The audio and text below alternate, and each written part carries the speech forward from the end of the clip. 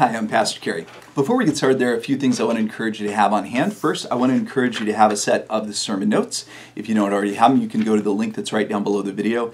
It'll take you to a place where you can print a set of the sermon notes for yourself. I also want to encourage you to have some communion elements. You'll want to have some bread or a cracker. You'll want to have some juice or some wine. If you don't have juice or wine, probably any beverage would suffice. But you'll want to have those communion elements because here in about 20 minutes, when we get to the end of the sermon, we'll move right into a time of communion with you. So, if you need any of those things, then I would encourage you to pause the playback. Get whatever you need. Once everything's ready, then go ahead and resume the video. So I've talked about this before, but I was not born and raised here in the Midwest. I've spent the last 26 years of my life here in the Midwest, but I spent the first 27 years of my life basically in the desert. I was born and raised in Albuquerque, New Mexico. I went to college in Dallas. The first church that I served was in southern Nevada. And after spending the first 27 years of my life in the desert, then when I moved to the Midwest and eventually became a homeowner, I learned what a big responsibility it is to take care of a yard here in the Midwest as opposed to taking care of a yard in the desert. Because for a lot of people in the desert, taking care of a yard, it basically amounts to having rocks everywhere. And that's about all there is to it. And please don't hear that as me disparaging southwestern landscaping. That is an incredibly practical thing to do. One could even argue that it doesn't waste water that way. So I get it. At the same time, there are also people who live in the Southwest who work really hard to have nice green yards. When I was growing up in Albuquerque, there were two houses that I lived in between the ages of 0 and 18. And both of those houses, my mom and dad maintained a really nice yard. And I remember that when my sister and I were little, in addition to the yard and the landscaping, that my dad also tried to grow really nice gardens. And he would even have for us, I vaguely recollect this, that he would have us grow something, my sister and I, every year. And I vaguely remember that one year each of us had our own pumpkin vine and we waited to see how big the pumpkins would grow. I think the idea was that my sister and I would give extra TLC to our respective vines. I don't know if that ever actually happened. I also do have a more concrete memory of a year when my sister and I both had our own sunflowers that we grew. The idea was to grow the biggest sunflower we possibly could. Again, I think my dad was hoping that my sister and I would give extra TLC to our sunflowers so that they would grow as big as possible. Again, I don't know that my sister and I put a whole lot of time and effort into actually nurturing those sunflowers. I'm pretty sure that in the end it was my dad or my mom or somebody who nurtured those sunflowers and those pumpkin vines before them. But I do remember that one year that I ended up with my, quote-unquote, my sunflower being really big. Now, I don't know if New Mexico had 4-H. I'm sure they probably did. But whatever would be the New Mexico equivalent of 4-H, if it wasn't 4-H, I think my dad thought that it would be interesting to go and enter this sunflower into the contest to see who had grown the biggest sunflower that year. Now, I don't remember anything about the competition. Truly, I don't. I was probably around 7 or 8 years old.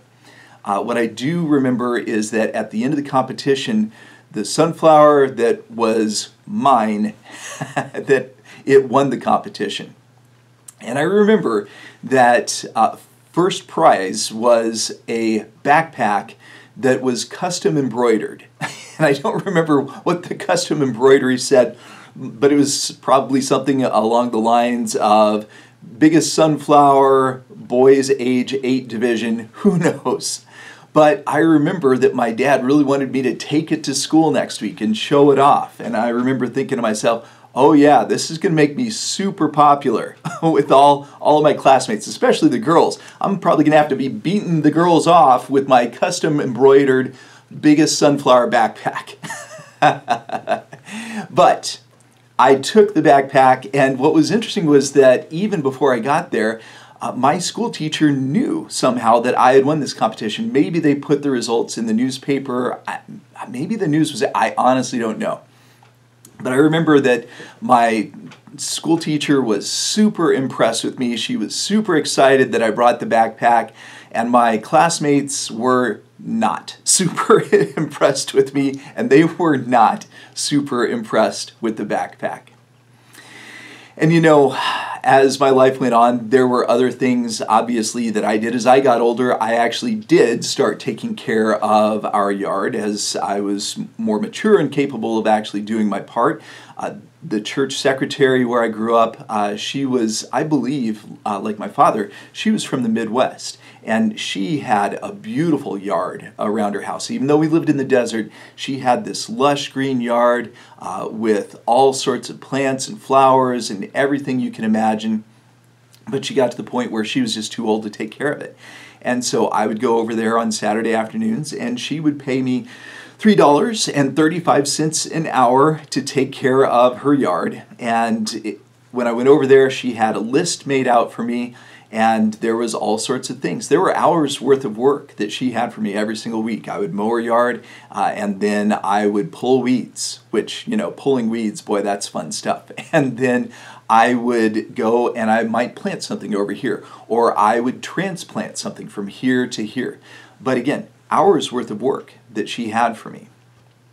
And even after that, I remember there was a year when I worked for a landscaping company. And so I do have some background, even though I grew up in the desert, with understanding how horticulture works. And the reason that I'm sharing all of that with you today is because in our lectionary gospel reading for this coming Sunday, Jesus is going to be talking about one of the most basic things that we do with regards to horticulture and agriculture. He's going to tell a parable about a sower. And so, without any further ado, let's take a look at the lectionary gospel reading. This is Matthew chapter 13. It's verses 1 through 9, and then we'll skip ahead to verses 18 through 23. That same day Jesus went out of the house and sat by the lake. Such large crowds gathered around him that he got into a boat and sat in it while all the people stood on the shore. He then told them many things in parables, saying, "A farmer went out to sow his seed. As he was scattering the seed, some fell along the path, and the birds came and ate it up. Some fell on rocky places where it did not have much soil. It sprang up quickly because the soil was shallow, but when the sun came up, the plants were scorched, and they withered because they had no root. Other seed fell among thorns, which grew up and choked the plants. Still other seed fell on good soil, where it produced a crop, 160 or 30 times what was sown. Whoever has ears, let them hear." Listen then to what the parable of the sower means. Anyone who hears the message about the kingdom and does not understand it, the evil one comes and snatches away what was sown in their heart. This is the seed sown along the path. The seed falling on rocky ground refers to someone who hears the word and at once receives it with joy. But since they have no root, they last only a short time. When trouble or persecution comes because of the word, they quickly fall away. The seed falling among the thorns refers to someone who hears the word, but the worries of this life and the deceitfulness of wealth choke the word, making it unfruitful. But the seed falling on good soil refers to someone who hears the word and understands it. This is the one who produces a crop, yielding 160 or 30 times what was sown. May God bless the reading of the word. And so, like I said, this is a passage with which you are probably familiar. I think most people have heard the parable of the sower. And so what I'd like to do is what we always do. I'd like to talk through the passage. In this case, I have to tell you, there is not a whole lot of additional explanation that I feel like I need to offer you, because in this passage, unlike a lot of the passages that we look at, in this passage, Jesus explains the passage. The first half of the passage is Jesus telling the parable. The second half of the passage is Jesus explaining the parable. So I don't know that it makes a lot of sense for me to explain what Jesus explains. Now that I think about it, maybe we should just move to our time of communion right now. You want to do that? We'll just skip right. Well, you know what? Maybe there's a little bit that I should talk about before we move right to our time of communion. So we know right from the start of the passage that Jesus is planning to teach, and that when he gets to this location that the crowd is pressing in, and so he decides, whoa, I can't have these people right on top of me, so he gets into a boat, he puts off a little way from the shore, and then he teaches from the boat. This isn't the only time that Jesus does this in the Gospels. This is one of the times where Jesus does this in the Gospels. And the very first thing that he talks about is the parable of the sower.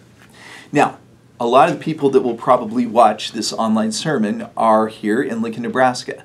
And for those of you who aren't in Lincoln, Nebraska, we know a little bit something about sowers here in Lincoln, Nebraska, because our state capitol building is here in Lincoln. In fact, it is just about 2.5 miles northeast or northwest of the church where I'm located right now, about 2 miles northwest of here.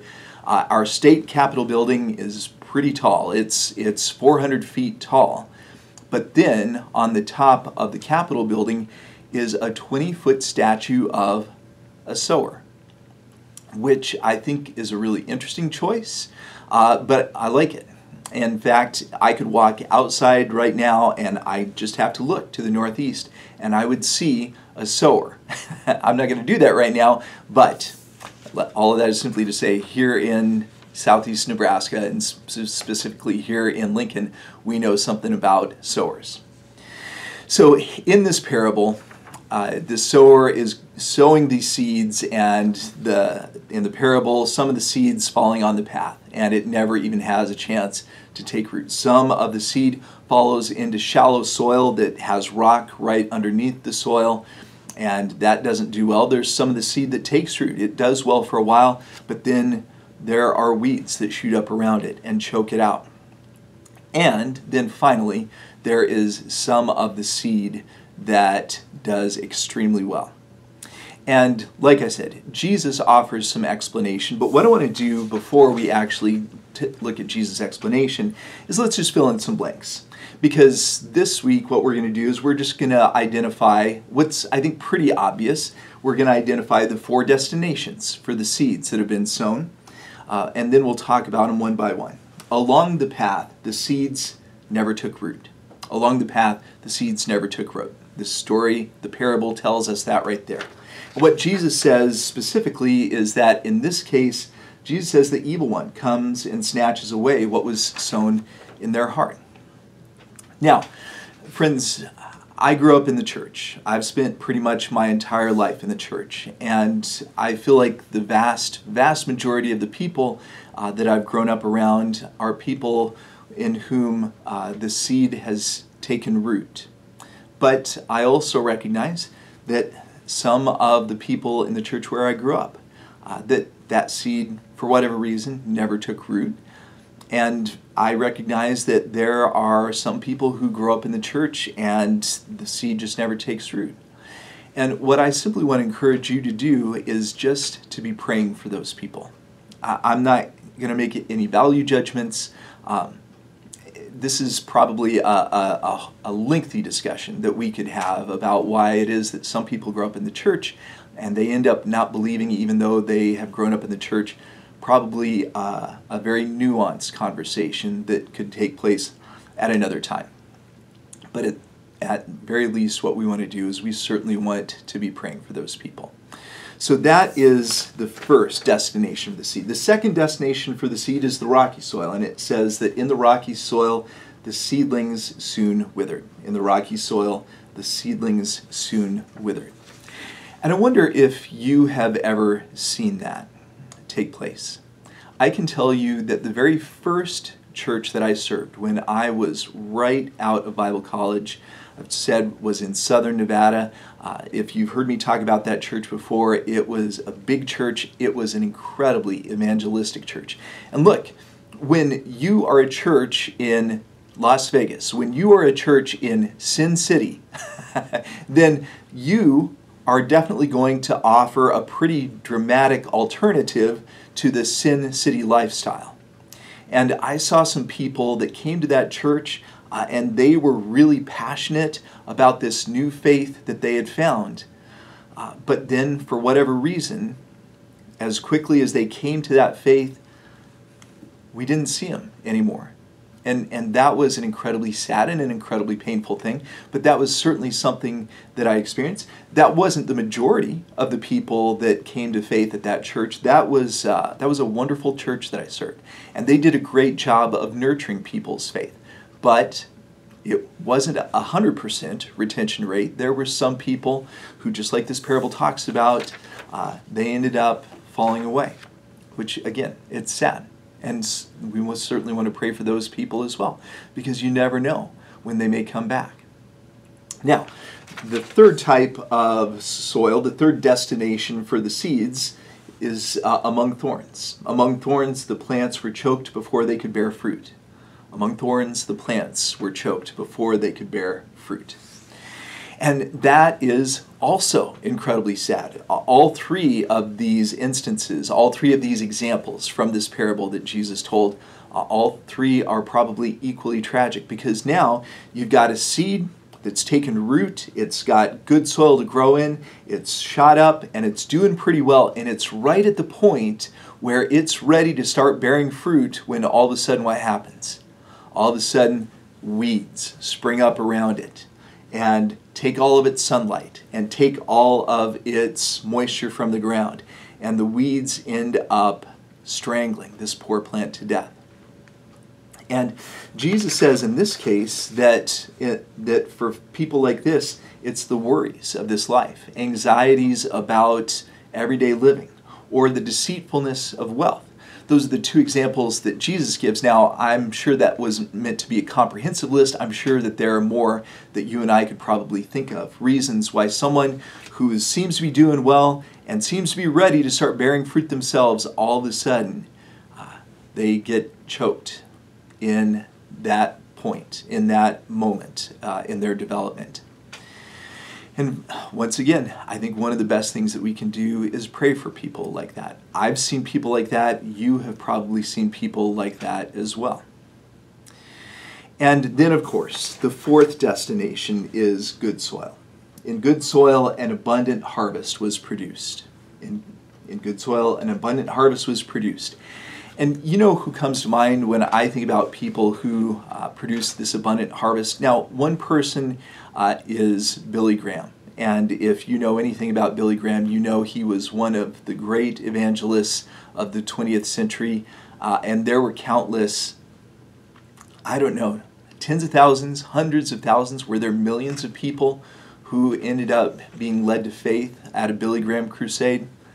Who knows? But I mean, talk about someone who produced an incredible harvest. At the same time, on the opposite side of the world from Billy Graham, you had Mother Teresa, who in one of the poorest parts of the entire world took people who had been basically thrown away like garbage, and she ministered to them. And she treated them with dignity. And because of her ministry on the opposite side of the world, Mother Teresa in the 20th century had a profound impact on many people's faiths as well. And those are two examples that come to my mind right away. Obviously, there are probably dozens, scores, hundreds more that we could list. But the point is that all of us have the opportunity to produce that harvest. I would like to think that over the course of my life that I've contributed a little bit to that harvest. I would like to think that over the course of your life that you've contributed to that harvest a little bit. And very quickly, before we conclude, what I want to do is I just want to ask you a few questions. And the first question is this. Of these four types of soil, of these four destinations for the seeds, which do you think you are? Now, my guess is that for the majority of the people who are going to watch this video, you would say, well, I'd like to think that, that I'm the good soil.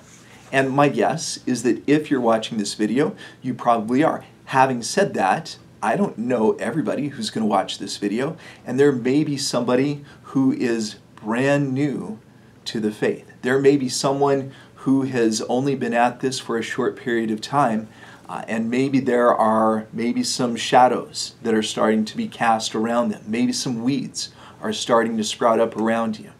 Maybe you're the very first type of soil. Maybe you're kind of rocky at this point. Maybe you haven't even decided that you want to let that seed take root. And so I just want to encourage you, if you are any of those types of soil, please know that there are people who want to help nurture you. I want to help nurture you.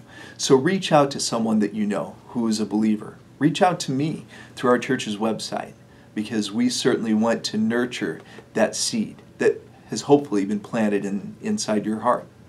So that is the first question I want to ask you. The second question I want to ask you is this. Are you, if you are hopefully the fourth type of soil, even if you aren't the fourth type of soil, are you being called to plant seeds somewhere? Because I think that all of us have the opportunity to go out and, in a figurative sense, be sowers. All of us have the opportunity to go out and share the word, share the gospel, share the good news, like this passage talks about. And you've heard me say this a bunch of times before, but a lot of times we simply do that by being the best disciples, by being the best Christians, by being the best Christ followers that we can possibly be. You've heard me use this quote a zillion times before: preach the gospel at all times, and when necessary, use words. That's what you and I are called to do. So that is the second question that I want to ask you. Now, the third and the final question is this. Is there a plant out there that needs some TLC from you? Is there a person that you know out there that maybe they're new to the faith? Maybe they have been at it for a while, but maybe all of a sudden they're finding out that there is a hard, rocky surface underneath the soil where they've been planted. And maybe you need to help them go and to be transplanted somewhere else where they can sink their roots down deep. Do you see someone out there whose plant is starting to have weeds sprout up around it? And do you need to help pull some weeds? The thing that I was probably the least excited about doing when I was taking care of the church secretary's yard. But friends, that's what you and I probably need to ask ourselves. That's the challenge that I want to leave you with today. Everybody watching this, is there someone out there that you see that their plant maybe is in a little bit of a dicey spot, and can you go and can you give some TLC to that plant? That's my challenge to you today. And finally, friends, for all of us who've had that seed that's taken root in our hearts, we're going to gather around the Lord's table. I'm going to go ahead and share with you the words of the Apostle Paul in 1 Corinthians 13. For I received from the Lord what I also passed on to you. The Lord Jesus, on the night he was betrayed, took bread, and when he had given thanks, he broke it and said, "This is my body, which is for you. Do this in remembrance of me." In the same way, after supper, he took the cup, saying, "This cup is the new covenant in my blood. Do this whenever you drink it, in remembrance of me. For whenever you eat this bread and drink this cup, you proclaim the Lord's death until he comes." And I know the video is about to cut off, but go ahead and grab your communion elements as I grab mine.